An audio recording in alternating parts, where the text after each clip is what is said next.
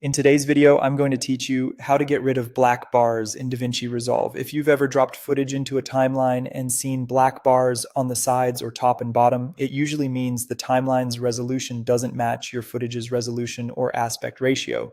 The fix is simple. Match your project settings to the actual dimensions of your clip, so Resolve fills the frame correctly. Start by opening the DaVinci Resolve app. Once your project is open, look to the bottom right corner of the interface for the small gear icon. That's your project settings. Click it to open the settings window where all the critical timeline options live.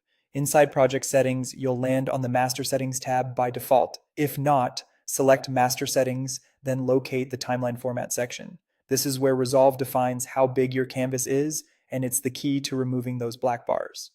Next, adjust the timeline resolution.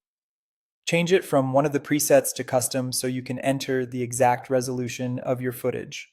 Matching is important. For example, if your footage is standard HD, enter 1920 by 1080. If it's Ultra HD, use 3840 by 2160.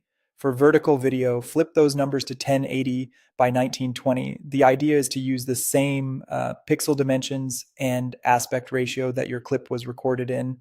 If you're unsure what your clip's resolution is, check the file details from your operating system or your camera's recorded settings so you can type the correct values here.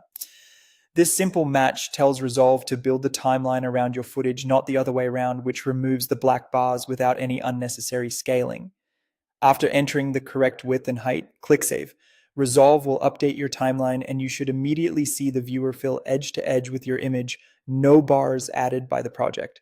If you were seeing black bars on export, this change fixes that too, since your render will now use the matched resolution.